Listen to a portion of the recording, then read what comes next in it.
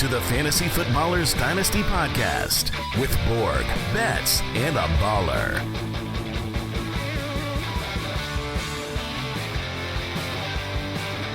Welcome in. It's Wednesday, May 13th here. Fantasy Footballers Dynasty Podcast. And it's Borg, Betz, and Mike. The Hitman. He's back. Mike, you're out of control.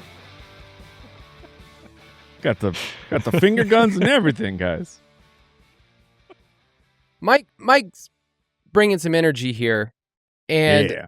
I am still like, my body, like just the way that my body has responded over the last 24 hours, I am still so hyped. I shared a little bit with him, but like my son had a big game. They won a championship.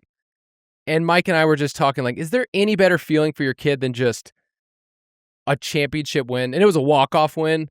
So I didn't sleep much last night either, but just living in it, guys. I'm wired. Congratulations to you and the boy. It was like that is so it's so awesome. And you were a coach.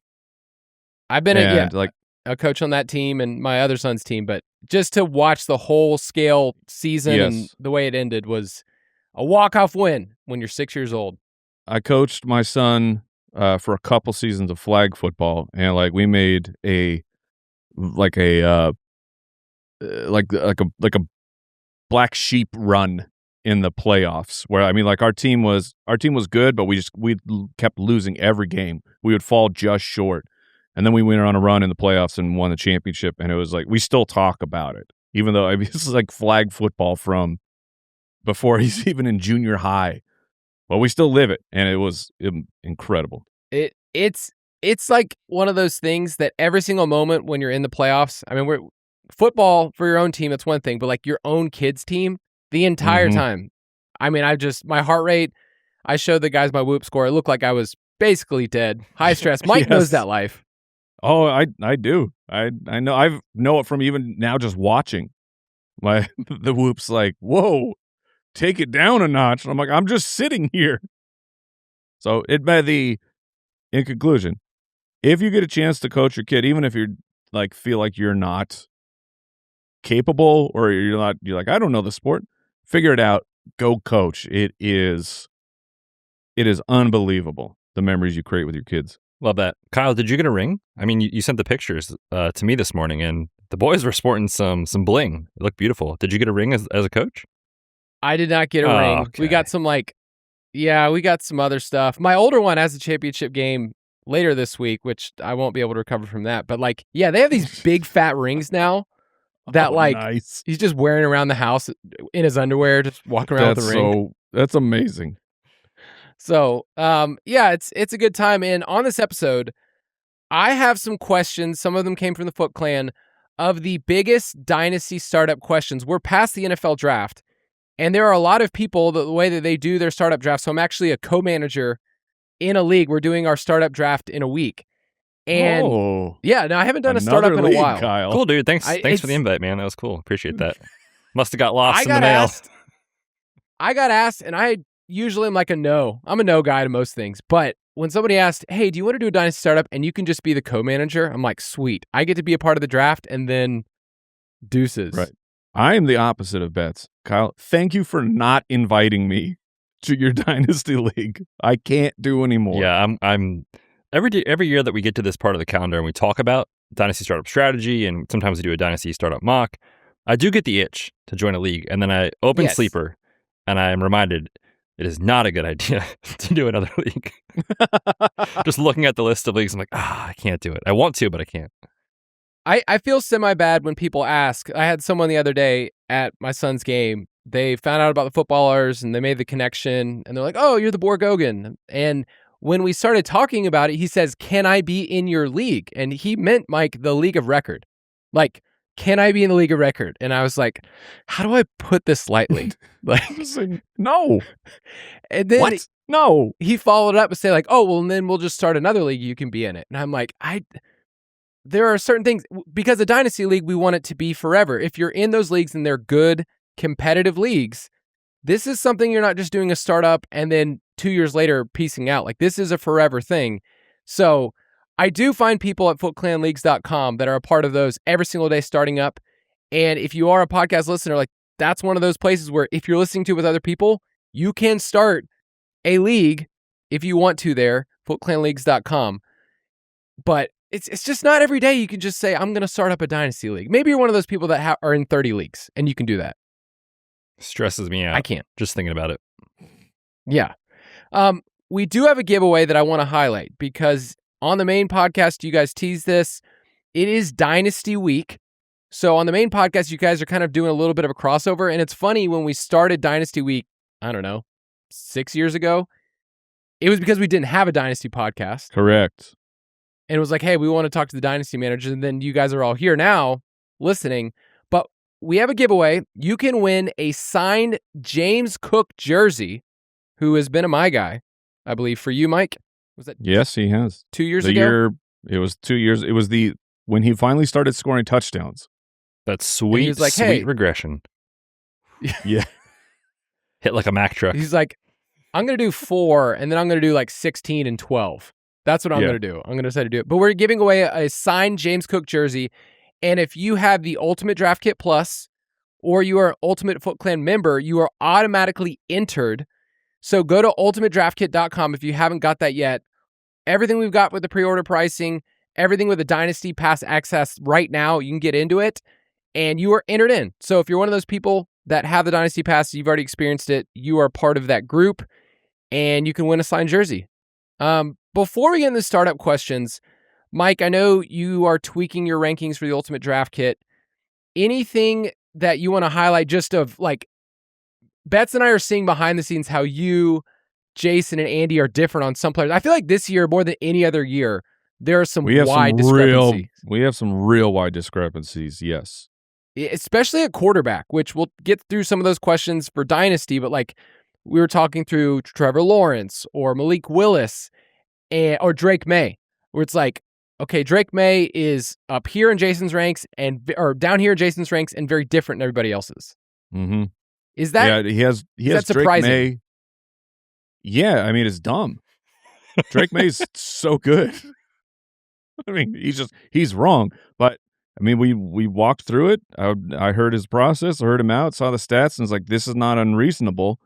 And just for him, he ranks lower. Now, ranks right now with Philadelphia and New England are very difficult because the trade of A.J. Brown, at least in the media, is like it's done. It has already happened. They're like, here's what people are leaking. Here's what the compensation is. And they can't do it until June 1st because of the salary cap reasons. But it's like, is it done? Like, is it for sure happening? You know what I mean? So it's like, it's difficult to, how do you do we're going to hit June 1st, which is the release of the UDK, and the trade might go live that day. So there will be huge changes to Philadelphia and New England the day of launch, which it's fine. We will do that. That's part of the draft kit, is we are very quick to update things, but it's just, so it's difficult to rank them. So I bet if A.J. Brown does in fact go to New England, then he will move up for Jason. Talk about Drake May. Betz, do you have any boots on the ground Philadelphia takes of, what you're hearing, what the people are saying? Are they in mourning? Well, I've already gone through the whole process of denial, acceptance, and now I'm ready to move on. Mekhi Lemon happened. I'm excited about that. I think Devonta Smith can ascend and be an alpha. And so in my head, A.J. Brown is already a Patriot. And if for some reason this gets fumbled or whatever, or they can't come to terms, and all of a sudden he's is it going to be awkward? On the Patriots or on the Eagles, I'm like, I thought we were done, man. I thought we moved on. But I guess you're back. No, I think that's the key to like both sides of the coin here, right? Because it's like, where do you rank Devonta Smith and Mekhi Lemon right now? And obviously we're not drafting right now for most things, but when you look at how it affects Drake May, and just getting back to that conversation, I know we'll talk about his dynasty outlook, but just for this year, it's like what he did last season with that group of weapons, which, no disrespect to those guys, like none of them are A.J. Brown. It's like, just put A.J. Brown on this roster and let's just see what happens. Like, I lean more with Mike and Andy's side than Jason's bogus ranking of my beloved Drake May. But no, man, it's going to be fun to see how that shakes out. I am really excited to see what it does for the Eagles offense. Like, that's just one of the question marks, because we've just had what they've been for the last handful of years, and now we have a brand new OC and likely no A.J. Brown. How does that look this year? So there's a lot of things that are moving parts here. You can get all of those updates, ultimatedraftkit.com, all the rankings. They change immediately when we get that trade, when it happens. You can get all those. Moving on. Dynasty rankings. So I put together a list of the top 10 Dynasty startup questions. Now, we could go through specific rankings, and we will have shows later on this summer where we talk through Dynasty tiers. So we kind of break down, like, where's the tier breaks at each position, because in Dynasty, it's a little different. We're not projecting with point values. We are looking at a player over a range of time and their age. But instead of us just going through the rankings and saying, here's the rankings, which you can find in the Dynasty Pass, I wanted to kind of ask some questions as if somebody was doing a startup. So it's past the NFL draft, and they're saying, hey, I'm starting fresh. I'm with some people. Maybe they're new, or maybe you've done this before and you want to kind of change your strategy. So I'm going to count down 10 from 1. And I want to kind of ask you guys specifically for these positions, what should people do? Because I think like one of the things I wrote down before we started was the advice I've always given people if they ask me is to build through young stud wide receivers, right? Like, that's kind of the cornerstone of Dynasty, is like, do you have a Jefferson or a Chase? But the flip side of that question is kind of like, what is an answer? Like, okay, so then what do I do at running back? You know, like that's like the other side of like, hey, just build with wide receivers, and then everyone else is sitting around like, okay, so when am I supposed to take a running back? So let's talk through some of those. Number 10. The first question I have for you guys is, where should I take running backs in the early rounds of startup? So I'm looking at our startup ranks, and we have Bijan and we have Gibbs in our top 5 in a Dynasty startup in a 1-quarterback league. And yet I still feel a little hesitant telling somebody to take Bijan or Gibbs as a top 5 pick, knowing how much we love wide receivers. So Mike, I'll start with you. You're a little bit lower than Andy and Jason in your startup ranks, not much, but where do you feel comfortable building a team knowing like I'm going to have this team and have like a 2 to 3 year window where I want to compete? Yeah, so for me, the elites, we now have a big 3 at wide receiver, which that's fun, you know, adding guys in there, and that number could expand very quick next year. My big 3 right now are Jamar, Puka, and JSN, and it's like, if anything shows up for Minnesota, Jefferson immediately climbs right back in there, and it's like CeeDee Lamb is difficult. He's still way up there for me. Like, I have him and Jefferson as the next 2 wide receivers, also my next 2 startup picks. And I think it's after that I'm okay going with Bijan or Jameer because they are so different. Malik Neighbors is the one I struggle with the most because of the injury and some of the unknowns. But the reason, again, we go with the wide receivers is because they last longer. It's much easier, in my opinion, our Dynasty League has been going now for, oh my gosh, I don't know, we're probably about a decade. It's easier to find running back help. It's very difficult to acquire elite running backs, but you can find help. You can find those the teams that are rebuilding and trade for old running backs. Like I got Derrick Henry a couple years ago, and he really wasn't that expensive. It was a player and a 2. And I got Derrick Henry because everyone's like, "Oh, Derrick Henry's going to fall off." Right. I was only trying to buy a year. I bought a couple years from Derrick Henry for that acquisition. It's just easier to find those guys. And in rookie drafts, finding a little bit of running back help to me is always easier than getting elite wide receivers. Because as much as we love these elite wide receivers, and like this year's draft, Tate and Tyson and Lemon, love those 3 guys. I know in actuality that if all 3 hit, that's crazy, right? You know, statistically, that would be actually the outlier if all those guys became elite from the same draft class. It just doesn't usually happen. So I like to draft my known elite wide receivers and then figure out running backs a bit later. But Bijan and Jameer make it difficult. Yeah, I mostly agree with that. I don't really have too much to add in terms of Bijan and Jameer. I think the way that I approach startups, like in general, agree young stud wide receivers early. It's kind of how I've always drafted.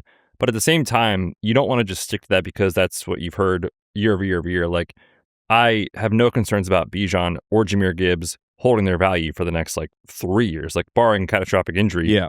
These guys are just so unique with what they do from a workload standpoint and in the receiving game. And they are a cheat code in your lineup week over week. So I don't know where you get to. And injury is part of it, fragility of the position. Not that wide receivers don't get hurt, of course, but running backs just, they wear down faster, and the likelihood of them getting hurt is higher. Yeah. So for me, if anybody wanted to take those guys ahead of, I don't know, a JSN or a CD or something, I have no issue with that. I still lean wide receiver, but again, these guys are just, I think, truly difference makers compared to the rest of the position based off the state of the position right now. Maybe that changes in a couple of years, but based off right now, this landscape, I think those guys truly are difference makers. We also need to realize that there will be people in your league that take a similar approach where they basically say I'm going to hammer away wide receivers early because this is what I was told, or just, this is what I like on the board. And so there are values that show up. I've seen the last couple of mocks that I've done for startups where it's running backs kind of can get pushed here to the end of the first round to mid-second round, where it's I'm very happy if I can get Ashton Genty in the mid-second round because he is going to hold value. Same thing with Jeremiah Love. It's pretty early in the process. But I'm looking for some of these running backs that I can find in late round 2 or round 3 that I think a year from now could be even more valuable. So Amarian Hampton is one of those guys that we're still trying to figure out the workload with Mike McDaniel and the way that's going to look. But I mean, I'm assuming that we're all saying this guy's going to see 30% of the team's work. He's going to be the red zone guy ahead of Keaton Mitchell, ahead of Kamani Vidal. And they want to run more 2 tight ends where I could see myself a year from now, Hampton could be RB3, RB4. He has that type of ceiling. So those are the players that I like targeting in startups because I can see a path forward where I'm taking them in the 3rd round, where a year later, this guy's going a round higher in startups. I buy that. Yeah, I don't disagree with that. Okay. Last little name here I want to bring up is, where do you take guys like Kenneth Walker and Jonathan Taylor, who are... Depends, do you want to win? So who are you taking then? Kenneth, guys. They're difficult. I have Walker ranked pretty aggressive. He's only, he's 25 and a half essentially. So 3-year window says Kenneth Walker will, plus his contract on being on the Chiefs is you should get 3 solid years. You could get an elite season league winning year out of Kenneth Walker over the next 3 years. He does have some injury history and everything. I mean, I have him at 18 right now. So I have him in front of Hampton because I'm more confident in him and his 18th overall situation. Yes. Yeah. Okay. Yeah, not running back 18. 18 so overall. If you're building that way, let's say you hammer wide receiver early, you get 2 wide receivers in the first 2 rounds. It's very possible that Kenneth Walker is your RB1 at the 2-3 turn. You could find him there. Sure, that's fine by me. Okay. Just I feel I've had the Kenneth Walker experience in redraft. I know that you've lived it in Dynasty.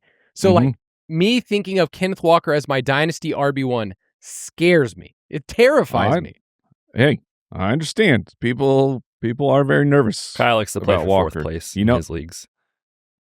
Yeah, you know who's not nervous about Kenneth Walker? Andy Reid.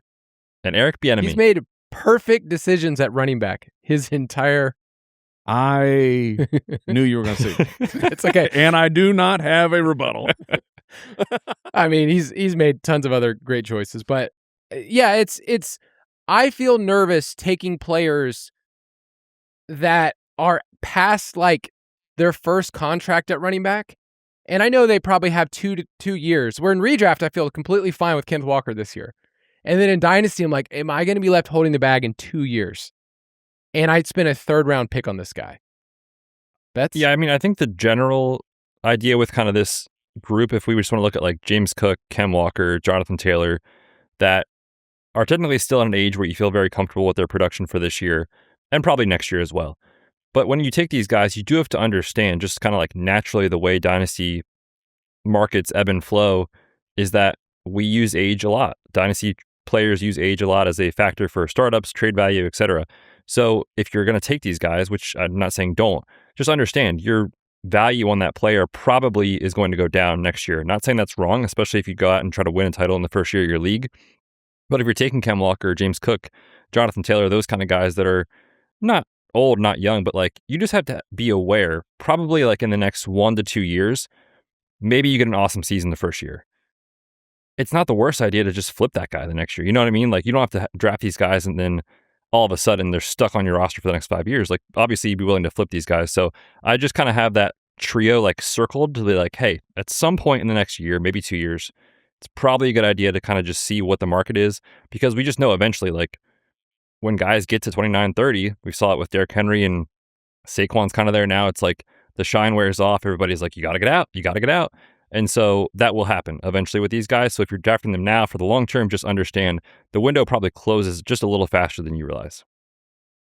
I think the last thing I'll bring up here is Mike was talking about, like a lot of these guys, you're going to have to hit on your rookie drafts moving forward. It's like you're building your team, and if you're going to build around wide receivers, you're hoping that you get a Chase Brown or Devon Achane. And these are like 2nd and 3rd round rookie picks that blossom into a Bucky Irving. And it's really rare, but when you hit on one of those, it feels like it makes your team so much more robust because you've already hammered away wide receiver. So, a lot of the guys that are in our top tier, it's Genty, it's Love, it's Hampton. It's all the guys that like you kind of had to take early in your draft. And then every once in a while, we have guys that kind of jump in here and you get a couple seasons from, like Chase Brown. You got 2 RB1 seasons. Maybe you get 2 more. And that's wild stuff. So let's take a quick break and we'll keep going.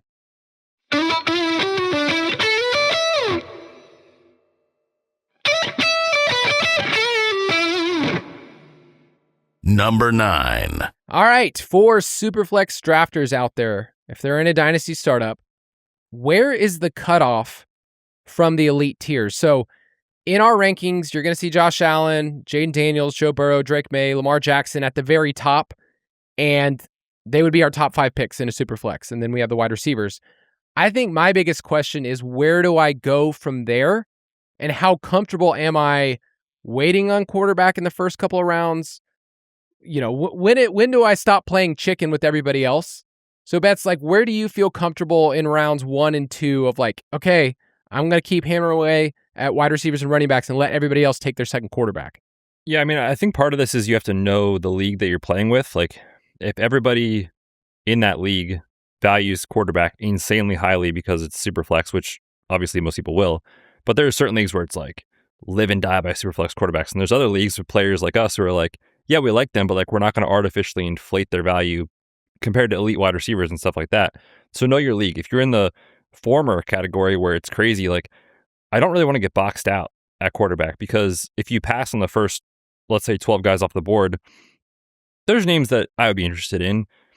Caleb, obviously young enough. Hurts, I think, can have a bounce back year. Trevor Lawrence just come off his best season as a pro. Like there's guys there that you feel confident with.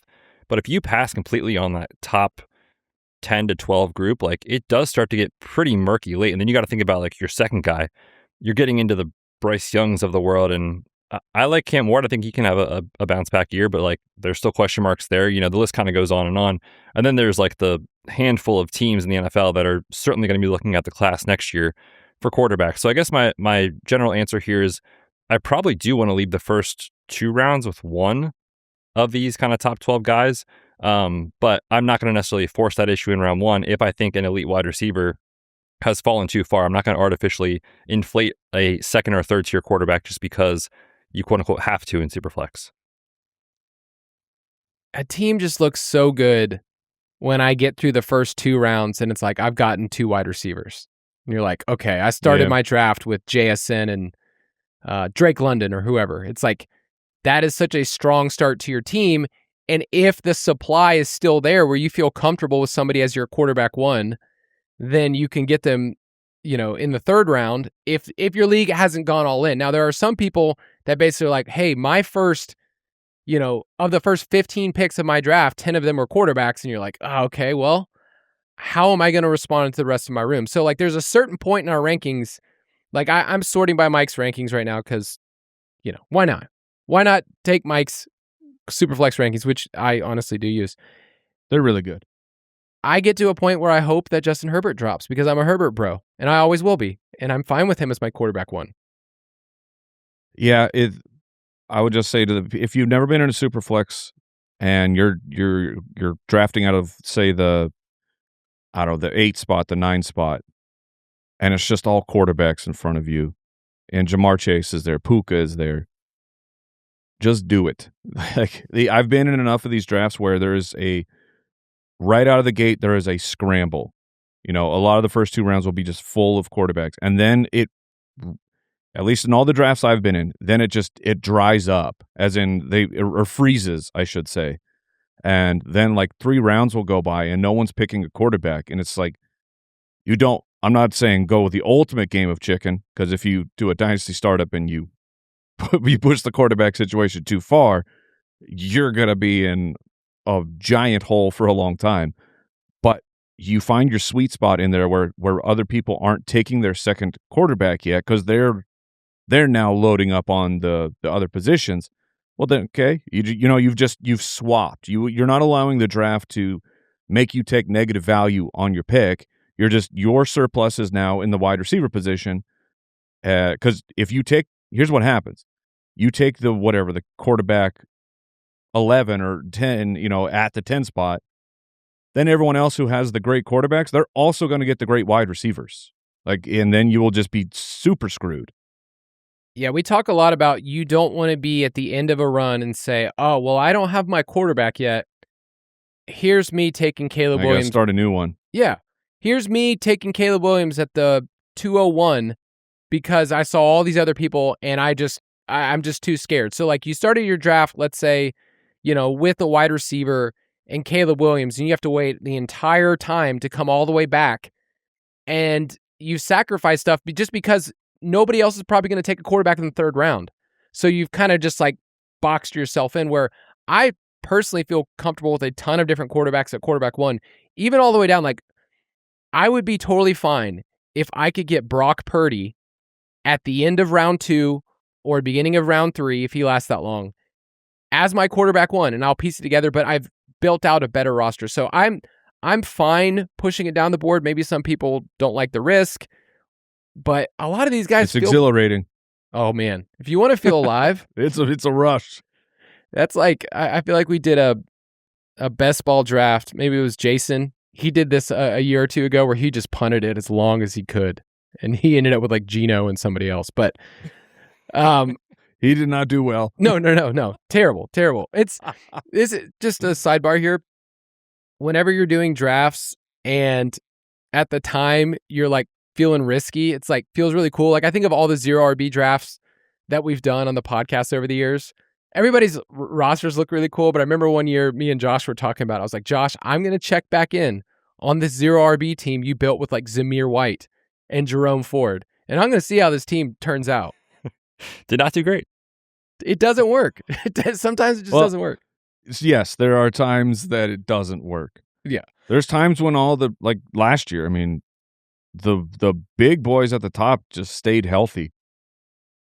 So if you're like, oh, I'm going to load up on Algier, I'm going to make sure I get McCaffrey's backup.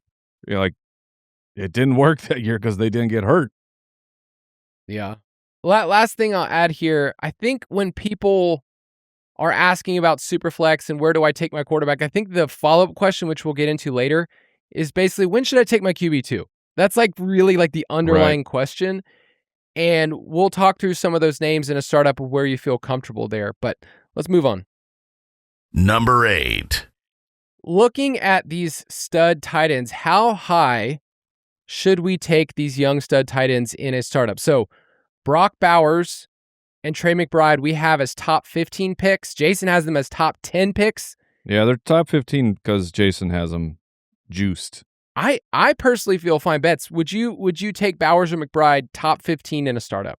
One quarterback. Yeah, I would. I mean, I think the positional advantage you get over your league of just saying, I have one of the top tight ends locked in for the next, you name it, years. Like, if you're in a dynasty league and you're trying to piece it together with like Hunter Henry and, Pat Freiermuth and Cade Otton and like these guys that are just the route boys that don't actually make a difference. Watch your tone. I know you have a soft spot for Cade Otton. It's hard to make that up. Like, this is one of the biggest positional advantages, in my opinion, in Dynasty that exists. And while I do want Bowers and Trey McBride, I think the most interesting conversation here is like, how big of a gap should there be, not just in ADP, but also rankings, between the rookies of last year and the big boys at the top? Like, can Mr. Loveland, Tyler Warren, Harold Fannin, maybe even Tucker Kraft, like, can those guys get back up to where McBride and Bowers are, or is it just like those two are alone at the top? Because I want one of these young studs. The question is, how much are you willing to pay? And I mean, certainly I think Bowers and McBride are worth it, but if you think you can get 80-90% of the production for a little bit cheaper, that's also an interesting, idea too. To answer that question, I think Loveland can jump into tier 1. I mean, we've been here all along, Mike. We know. Yeah, well, I'm just Kyle didn't know. Yeah, as dynasty managers of Loveland, I'm with you guys. Yeah. Kyle had no idea. I think he can. I don't think he will. So I didn't like that part. I was excited. I was like, yes, Mike, keep going. Oh, okay. I think of those three, he's the one most likely to. But like Fannin, not his fault. I just don't see a world where the Cleveland Browns in the next 3 years are like really turned around at the quarterback position. I mean, maybe by year 3. And then Warren, with just the other guys on the team and the way they run the offense, I just don't think that he can become a tier 1 guy. I mean, like maybe a tier 1.A or something like that. I just don't think he'll get up to the Bowers or McBride tier. And I'd have this anecdote of, I have Bowers and McBride, I think, like, definitely lower than where Jason's more comfortable taking them. It is a huge advantage, but there is also you're fragile. So I will give the example of, I did a startup last year. I took Brock Bowers in round 2. Obviously, Brock Bowers gets hurt, and we have essentially a wasted year. It was like devastating for my team because I have Brock Bowers. So of course my backup tight end is garbage. You know what I mean? Like, it's real low tier, because why would I spend any more equity on when I've spent my second rounder on an elite positional advantage? But when he got injured, man, it was really, really tough. I ended up just barely sneaking into the playoffs. Like, I think it was the 6th seed. And a huge part of that was because I lost my second round pick. So I lost my advantage. And then I'm not nearly as deep as the other positions. So there is the give and take. I'm not saying don't do it because of that, but I am saying at least think through it if you're in a startup and if something happens to one of those two guys, where if you're a wide receiver there and you lose them for an amount of time, yeah, it sucks, but you're not completely losing all your points, where at the tight end position, I essentially did. I went from elite to scraping by with a couple points a week. I think you brought it up. It's the opportunity cost of what you're giving up in rounds 1 and 2 to take those two guys. And then just putting names. Like, let's say you started wide receiver. You got another stud running back, a young running back in the 3rd round. And then you followed up with Warren or Loveland in the 3rd, 4th round, somewhere around there. It's like, that sounds nice. Would I rather have that start than saying I'm taking one of these guys at the 1-2 turn, and then my wide receiver 2 is somebody that I don't feel as comfortable, which we're going to get into that in a second. There are some names when you start going through the startup rankings at wide receiver that had really good seasons last year, and where we have them ranked, I think they're more volatile than we realize. So I think I like the 3rd, 4th, 5th round range more for tight ends if I'm just talking about cost. But man, like I don't know where Bowers is for you this year, but Betz and I have just been talking about like in best ball. He's at 1 for me. Okay, he's 1 for us in best ball. I feel like Bowers is going to be a monster. There's no real arguments there. Last little question here, Betz. Like, do you consider Kraft and Laporta part of this like last part of a stud tier, or are they just kind of like, man, they're going to get overdrafted? I kind of feel like they're in their own tier behind. So like Bowers, McBride are kind of the big boys up top, and then you have the second year guys in Loveland, Warren, Fannin. Then I think Kraft and Laporta, like I'd be happy to leave my draft with, but I don't see them truly leveling up to give you the positional advantage that the other 5 names probably will. So I think they potentially could get overdrafted in startups. Yeah, and in your touchdown only NFC North League, they rule. They're awesome. I look at players like that, and I'm like, man, I love these players. Are they ever going to command 20% of the targets? I don't think so. Yeah. It just feels rough. All right, moving on. Number 7.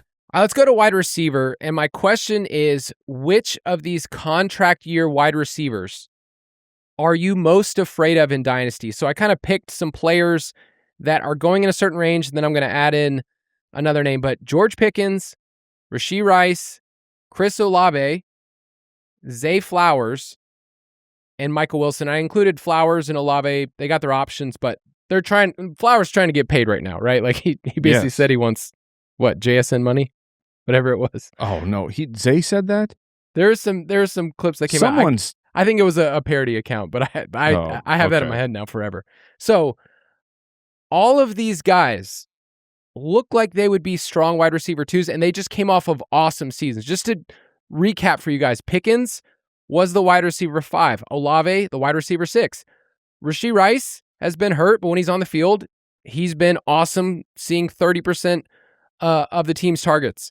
Zay Flowers, wide receiver 7. Michael Wilson, out of nowhere, wide receiver 12 finish. Yeah. Here's my question.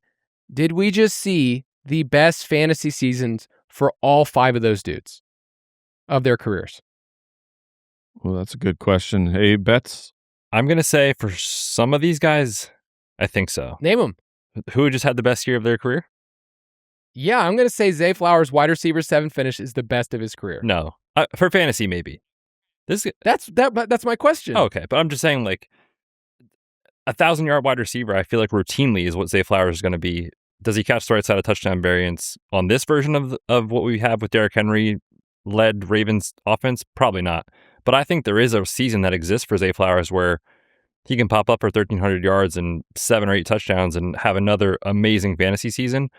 This year, I think it's kind of unlikely, but I'm a big Zay fan, so maybe I'm biased there. I feel like Michael Wilson probably just had the best season of his career.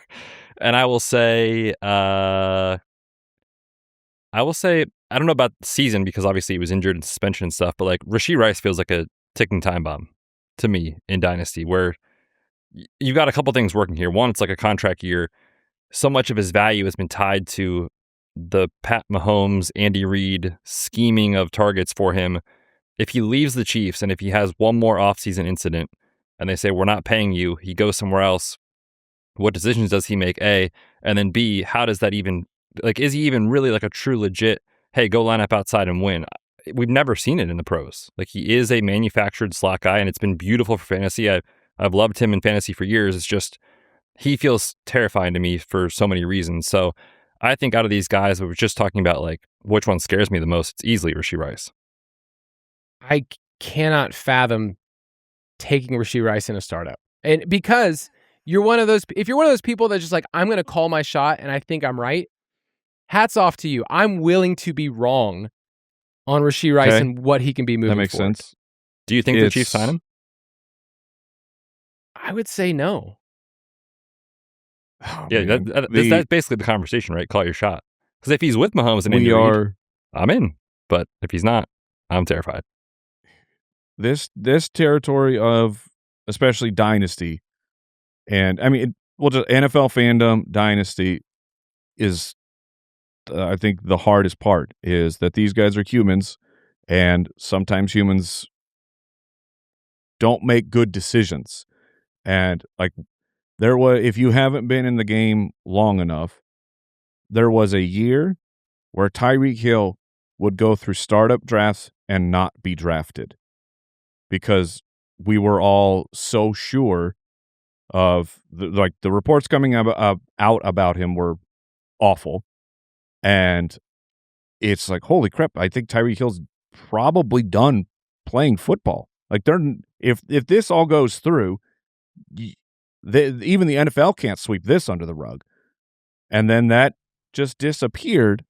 And then Tyreek Hill was like the wide receiver 1 for multiple years. I mean, he finished with the Chiefs. He goes to the Dolphins, has a massive run. So and it's wild that it's the Chiefs again. I'm on your side, Betz, of if Rice leaves, I don't think he can succeed the way that Tyreek Hill left and succeeded. But like it's so difficult when you have this off-season stuff because it is. We're one. Like we had more allegations against Rice. Those seem to have gone away. But it's like if another one comes through and it hits and like he did something and it sticks, like he's in such big trouble. What do the Chiefs possibly do here? What do you do with a player like Rashee Rice, where you know what he means to your team, but you also know what he means to your team? Right. It's just what an impossible situation. Yeah, and it's not like people are giving this crazy discount for him. Like there are people out there that said like this guy will be a top 6 wide receiver this year in fantasy. I think he probably is. I can't see that. And maybe that's like I see the way that he's targeted and I see like the trends of where the NFL is moving. I'm like, I feel like this is a player that's going to like run out of like what his special trick was over time. And that scares me. Like he was a red zone weapon for them. And yet it was a weird form of the Chiefs offense. And maybe they get back to what they're meant to do. But I feel like that's a player that's like, I can easily pass by. I don't feel the upside case the way that everybody else does. Gotcha. So I got to throw out though Pickens because Jason brought him up on Tuesday's main show as George Pickens being a Dynasty trade away. Disgusting. And Mike feels the exact opposite. So can I offer you an opportunity? Sure. To trade for George Pickens in the Dino Junior League? You can't because Jason, I'm the co in that league. Oh, so Jason is the manager on that league. So the guy who wants to trade him away, I don't think is going to trade for him. Maybe you could talk to me, Kyle. So could I interest you in a player that was the wide receiver 5 this past year? And man, yes. Have you seen his awesome splits? The week winning performances. I mean, this guy is young. He's going to get paid no matter where he goes. It's going to be great. Dude, George is like the most fun and terrifying Dynasty player in the world. Luckily, I've been a rebuilding team, so I can just like live in whatever this is. Exactly. But like the years in Pittsburgh where it was like, you knew the upside was there, but it's like, man, this guy has some questionable choices on the field. The staff seems frustrated with him, yada, yada, yada. It's like, I think he can get unlocked. And last year it was like, okay, buy into George Pickens in this offense. And now it's like the market has swung so far where it's like, feels like a good sell candidate if you can get the right return on him. Yeah, because even there was those reports, right, where it was like they didn't sign the tag, and they did sign the tag, and they didn't sign the tag, and we got some stuff after the fact where it was like his camp was just seeing what maybe was out there in a trade. And it's like, I think, and don't get me wrong, like I understand these guys wanting to get paid. I feel like Pickens might have some motivations other than just being on the best team, playing with the best quarterback, and we should care about that for the game we play. I do think he gets paid an unreal amount of money next year because I can't see the Cowboys tagging him twice, assuming health and all those things. But then you're talking about a player who's going to be 26, going into 2027, and a potentially new team could be good or worse, right? We've seen players that have great situations go chase money and then turn into kind of not great for fantasy. So I think Pickens' range of outcomes is massive. And so whenever I view that with a player, if somebody is willing to pay for the high-end outcome that exists, I'm willing to capitalize on that, even if I'm quote unquote wrong. So I kind of agree with Jason. Just it's more just league dependent. What can you get for him? I think that George Pickens is an elite talent. I imagine we're on the Cowboys this year. I don't know how they figure out how the money works for long term. And he's going to go somewhere. He's going to get, good Lord, the bag of money that George Pickens is going to get if he hits the free market he'll probably be the highest paid wide receiver. Like, I think that's what will happen with the contract. But just a reminder of, touchdowns didn't work out for him, but his sophomore season, he put up over 1,100 yards on a team that had Deontay Johnson on it. Deontay didn't play the full year, but he appeared in 13 games. George Pickens put up 1,100 yards. And do you guys remember who the quarterback was? It was an amalgamation of Kenny Pickett and Mason Rudolph. The boys. That George Pickens put up 1,100 yards. Does that equal one NFL quarterback or not? No, it doesn't. 3/4. But he had where the Kenny Pickett shows up is 5 receiving touchdowns for George, right? On that amount of yardage. So I'm just more on the side of he can go somewhere that is not nearly as good as Dallas, because it's like Dallas and Cincinnati are just the most generous fantasy offenses for us right now. But he can go somewhere and I think dominate, even if it's not the 1,500 yards and 10 touchdowns, whatever. It's still going to be like great. And seeing the talent, he doesn't have the Rashee Rice off the field boneheaded stuff he has on the field. We had 2 games where he looked like he quit this year, right? Right. That definitely didn't help his case when he's trying to get a long-term extension with Dallas. So that is part of the George Pickens experience. Don't lie to yourself and say it's not there. But I think no matter where he goes, it's still going to be wide receiver 1 stuff. It may not be the Jamar elite, but I think it's top 12 type of stuff. Dude, freaking George, man. I'll never forget the play against the Lions where he does seemingly just ease up a little bit. I think, Kyle, this is why I remember it. In the DFS pass that week, we had, I think it was over 20 and a half longest reception for George Pickens against that Lions secondary that was beat up. And I was like, so many chances. Here we go, George. You can do it, buddy. And he just didn't. So that is part of the experience. It was weird. He's like, I think of playing Dynasty football, he's one of the best examples. Jameson Williams is another one of those players where it's like, you draft a player, you believe, you hope, then you get this crazy ceiling outcome and you're like, this is what I feel alive. Because I traded for George Pickens, funnily enough, I think you did the same thing in another league, Mike. I traded him straight up for Brandon Ayuk after Pickens' rookie year. And I thought I made the wrong decision. I did it right after Ayuk's injury. That's what's so funny is we did it on different ends of it. And now I feel like he's at near top value. We kind of talked, me and my co-manager, my brother, basically said, if he does sign somewhere else next year, there's another level of value that he will hit that, like, are we willing to wait even till then to trade him? For now, we're still rebuilding, but fun player in Dynasty that for a lot of people, he was probably your wide receiver 3. Like, you weren't counting on him to be an alpha, and he just gave you an alpha season. So let's take a quick break, and we'll hit a couple more.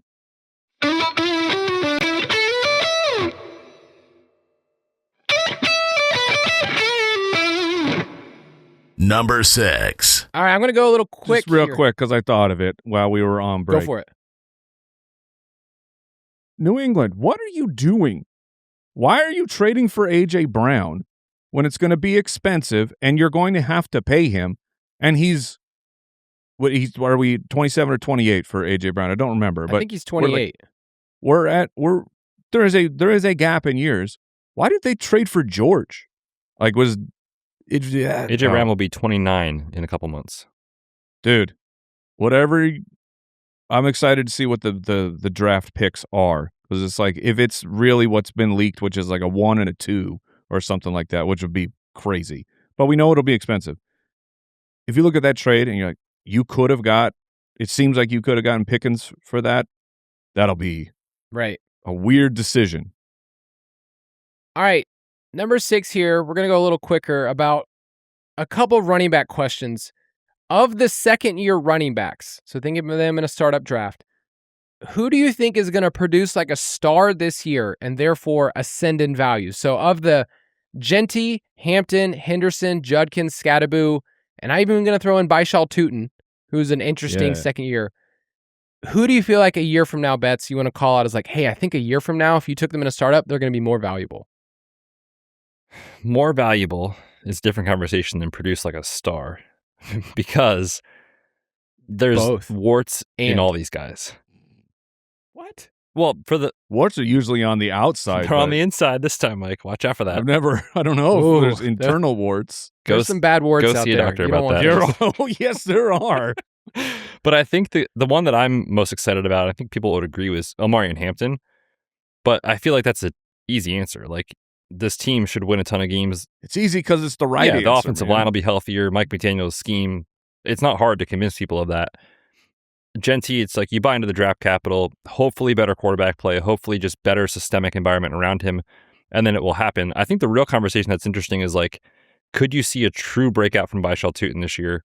I think it's possible. I don't know what the odds are, but I think it's possible. And then for me, the Travion question, because it's like, oh man, we all know we were all big fans of him, especially Mike and everything. And then Ramondre was just, he was good last year. Like straight up, he was dependable and he filled a role for that team and all those things. But he will not be around for forever. You know, like I think there's a period of time here where like it might be another solid but kind of frustrating season for Travion. And then like next year, you have this buying opportunity where it's like moving forward, he could just be the guy and he could be awesome, which I think we all agree he could be.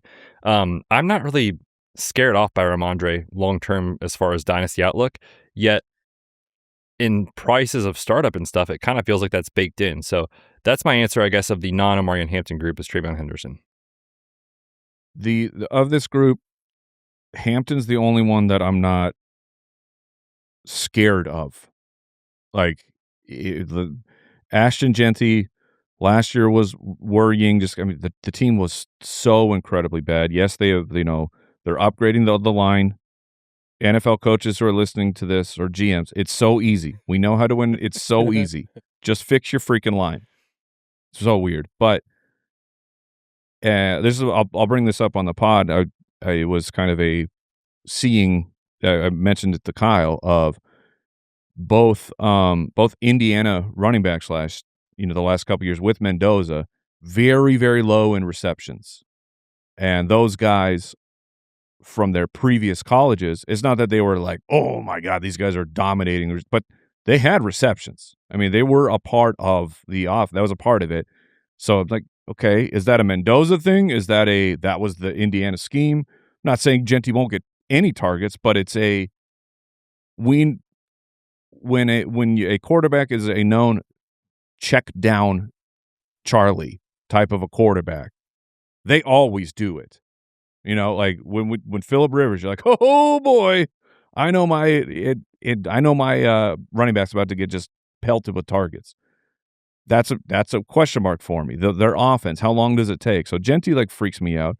I am now more nervous about Ramondre. With what happened this year you had the breakout of Henderson, like it happened, and then Ramondre came back and they were like, yeah, that was nice. Right. We're just going to go back to what we're doing with Ramondre. And you're like, did you not see how good Henderson is? And so the fact that he went right back into that role, I'm more nervous about him. And looking at Ramondre's contract over the next 2 years, I think he'll just be a Patriot. Now, is Vrabel still the coach? I assume so. But with the Rossini situation still flooding social media, I mean, it's not impossible that the Patriots are just like, okay, we got to move on. So like, but Henderson freaks me out. Judkins is the Browns capping him. Scadaboo with all the rumors of they were in on Jeremiah Love. Maybe that was a smokescreen, but I'm saying all of these players freak me out except for Hampton. Or not say free. That's too strong. But all of them have concerns. Where Hampton to me seems to, as long as the talent is what the Chargers thought and other people thought about Hampton, then he's going to be the one that will gain value. You're essentially using your 5th, 6th round pick on some of these running backs that I just wonder a year from now, will you look back and be like, oh gosh, like there was a wide receiver that's sitting there. Or let's say in the 5th round, you're able to get like Warren or Fannin. It's like, I'd rather have those guys. Right. And then load up at running back later, which leads to my next question. Which Number 5. These were the running backs. These were the chosen ones. That class was so good. Yes. And those players, the players are very good. It's just when what we are looking for fantasy is different than what the NFL teams are looking for. As a class, like if we're just loading up the class, we've given the numbers of like, here's what they did yards from scrimmage. Like, here's how awesome they were. And then when you start going to individual situations, you're like, this isn't like so clean where all of these guys are going to crush for the next 4 years. Like that's the worry I have with a couple of these guys, especially taking them in a startup. But let's say that you have a stud running back through the first 4 or 5 rounds. So you've taken that guy, you feel really good about it. I think this is where people win dynasty championships is they find veteran running backs that are falling in their drafts. And in startups, nobody wants to take somebody like, I don't know, J.K. Dobbins or Aaron Jones Sr., any of these dudes, or the rookies from this year. I don't like, it is a mystery where somebody would take Emmett Johnson or Nicholas Singleton or like, I don't know where those guys should go. I don't like even ADP. I'm like, I don't know what you should do with those guys. Is there anybody, I'm looking at our rankings that are going past pick 100 in a startup draft in our rankings that you're like, hey, I think this guy's a good value. If I was in a startup, and the way that we mostly do startups is like, hey, I'm trying to win now or in a 2-year window. Anybody from pick 100 on Betz you want to highlight real quick? I think both Pittsburgh backs are totally fine targets based off their cost. I mean, I've been a Warren guy for a while. I just think he's undervalued as a talent. The question mark is like, what is the split this year? Rico obviously has familiarity with McCarthy, but both guys are buried in startup costs because they're not league-winning backs yet. I think one of these guys could turn in RB2 production this year, so I like both of those targets. Have you considered the someone tweeted about it, I'm sorry who said it, so I don't remember, but our draft capital is everything. This Pittsburgh Steelers, if we're going to count Heidenreich, am I saying his name right? Yep. If you count him as like the RB3, which who knows, maybe he will or not won't be. Warren, undrafted. Rico Dowdle, undrafted. And then Eli, 7th round pick. This is like, what a running back room. And yet we're not concerned about it at all. They're building a smart way at the running back position as far as financially. Or you could just, on a bad team, take a running back with the 3rd overall pick.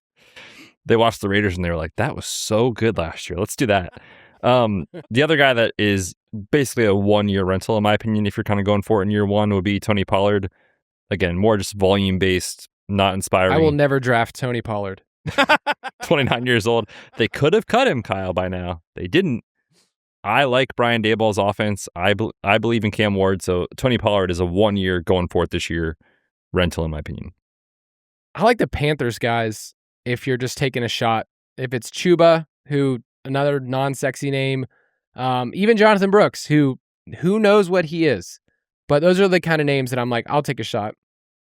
I like both Broncos players where Dobbins is a this year, and it's like, I mean, just the history of what has happened with J.K. Dobbins. I would not forecast him to be the starter of the Denver Broncos next year. I think he very much is this year. Like, I think Dobbins is a crazy value in redraft right now. Like, look what he did last year. I bet he does that again. Like, I think that's what the offense will be. And then my forecasting is Dobbins gone next year. Coleman, given the opportunity, is he good enough to take that job and make sure that the Denver Broncos don't add somebody else? I think so.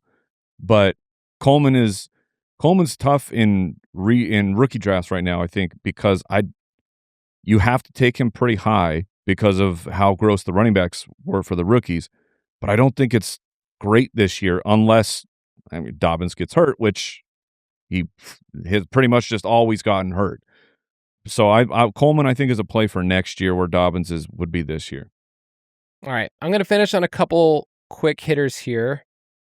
Number 4. There's a point in your draft where you're drafting wide receivers and you're asking yourself, do I chase upside or do I chase known commodities? So if you sort by our ranks, you're going to see players that have very different trajectories with them. So for instance, back-to-back in our rankings is Omar Cooper Jr., we have no idea what he is, and Jaden Reed, which are actually kind of similar yak players, but it's like, which one of those do I pick? Or a little bit further, do I go with Khalil Shakir? Hey, I know what this guy is in the offense. He's a wide receiver 3.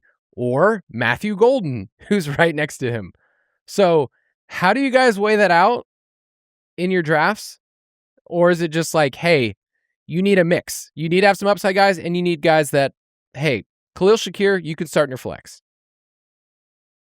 I'm also looking at Travis Hunter being ranked below these other rookie wide receivers. And it's, oh man. And I don't know what to do with Travis Hunter. The sentiment of what it is right now could be 100% wrong. And we all got grifted by the Jags, and they're like, he's going to be more cornerback. Psych! He's 100% wide receiver. And you're like, So, and he's a good player. So that's a sidebar. I don't know what to do with him. When I'm looking at names that gross, that to me, it's like, I guess Reed has week winning potential. He's done that. He'll probably do that a couple times this year, but it's like Shakir. No, it's not. You'll never put Shakir in your lineup and be like, heck yeah, man. I can't believe I won because Khalil Shakir's 4 points squeaked in of Phillip Rivers. That one I'm definitely going I'm going upside over that. So I guess that's a good way to look at it is if I take this player, even if I don't get his weeks, and it happens on the bench, will there ever be weeks where it's just like, holy crap, look at that player went off at least a couple times? If they can't do that, if you can't say yes to that, then just take the upside. I agree. At this point in the draft, you already have multiple starting known commodities at wide receiver, I hope, by this point in the draft. So at this point, I'm with Mike. I'm shooting for upside. Yeah, just a bunch of Matthew Goldens at the end, just to realistic look cool on upside. your bench. Okay. Allegedly. Number 3. I will say, if you haven't seen my Christian Watson ranking, better put on the armor. I'm pulling it up right now. Go look at that thing. Mike, Your Dynasty I just or your called him redraft? out as a. My redraft. I just called him out as a. Oh my god, that's unhealthy. Okay, share it. I know. We got to talk about it now. I'm seeing wide receiver 14. Woo. Yeah. Mike. Yeah. It's happening. Uh-oh. Kyle. Guys. It's happening. I didn't call him a fade on our best ball podcast. Totally fine. Hey, that's a different format, right? You're Matthew Golden then. Someone on that offense is going to be great. Marshawn Lloyd. That's going to be the guy. There it is. All right. We're back. Yeah, we'll see if Watson stays anywhere near there, but I've looked at my numbers again and I'm like, dude, I really think he's going to break through this year. Yeah, the argument, right, is like we've had the wide receiver rotation for the last 4 years. It's like those guys are gone. Like the 5th and 6th option are gone. So I just think naturally all these guys are going to run more routes this year than they have any season in the last 3. And if Watson keeps the same efficiency on more routes, I think this is possible. He's just been so efficient whenever he's on the field. Yeah. All right, my question real quick is about your second quarterback. And I want you to name somebody that's deep in our rankings. You go, hey, I would be very excited about this player being my QB2 in Dynasty, and I can wait for him, especially in a one quarterback league. Give me a name. Tyler Shuck. That was going to be mine, Mike. Then we agree that people are about to get shucked tonight. Like I'm all in, man. Yeah. I'm all in. As they say. Well, that's what he says. I like Shuck. I also think, as I mentioned multiple times already, I'm a believer in, I think Cam Ward can level up to some degree. Now, he won't be a top 7 or 8 guy, but I think he could surprise some people and finish as the quarterback 13 this year, and you're like, wow, that was a huge return on my investment. All right, I'm fine. I feel like these guys are more in the QB3 territory. Like Kyler or Sam Darnold goes so late, and I think Kyler will parlay this into an actual starting job. So with the price, like I'm totally fine with paying that for what he can be for fantasy. And then Darnold, I think he's a fine QB too. Not sexy. You probably can start him in the right matchups. He'll probably have 5 top 12 finishes, but looking at this list, like he's cheap and I think he'll keep his job. Is Kyler gonna Number 2. keep the Minnesota Vikings job, or is it going to be like Good Luck Chuck, where everyone who goes to play quarterback for the Vikings, then they just become a franchise somewhere else? I'm fine either way. Like in terms of his value, if he gets a starting job, he gets a starting job. All right. Because he's been on my roster and been dead recently, and now he has life. He has life. Give me a tight end later in startups that you go, hey, I'm excited about this guy. He's probably going to be my tight end too, but I'm kind of excited about him. You go first, Betz. Okay. This is hard because it's basically the veterans when you get down to, Jake Ferguson range.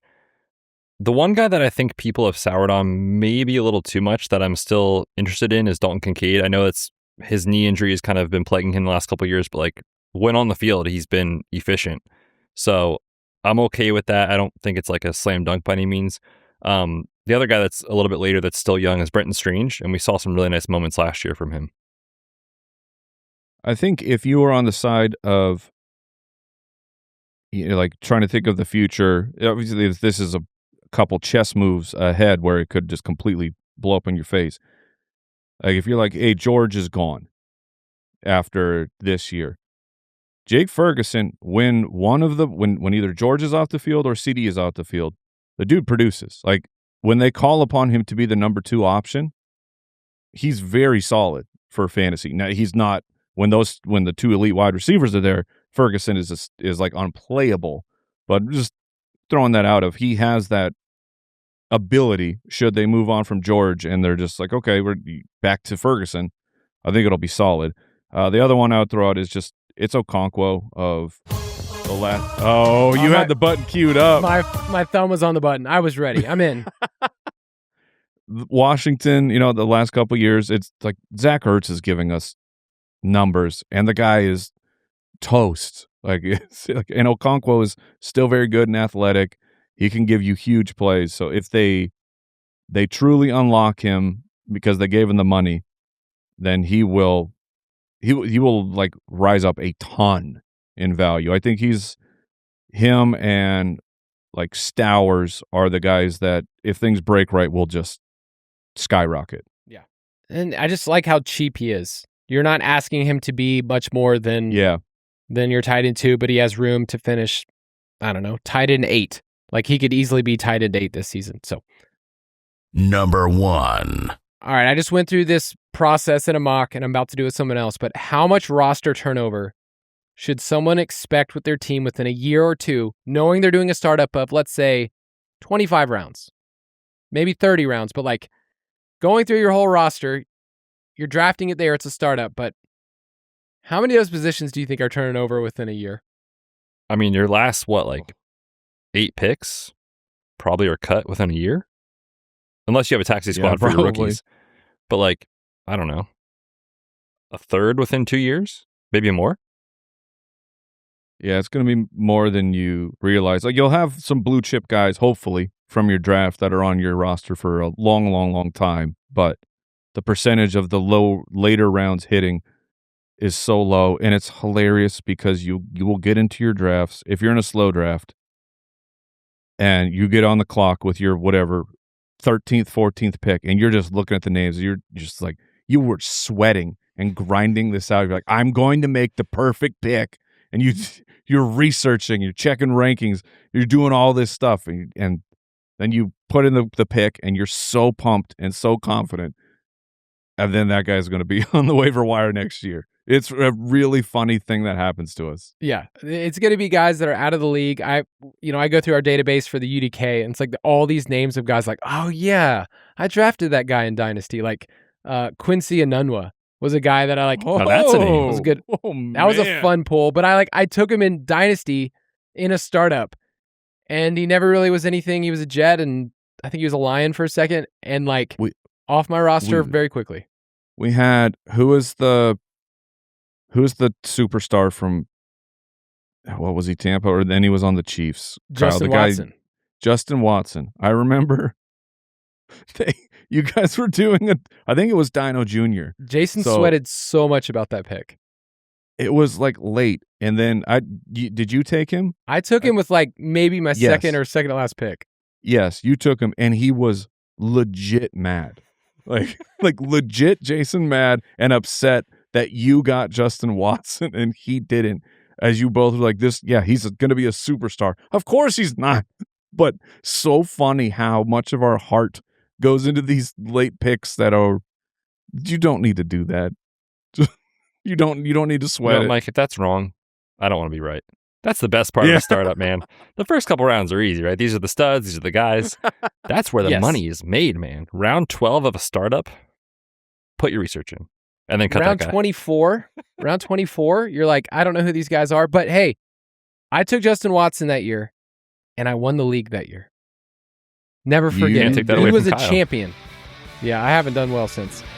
That's going to do it for this episode. Make sure you check out the Dynasty Rankings, ultimatedraftkit.com, and we'll see you again next week.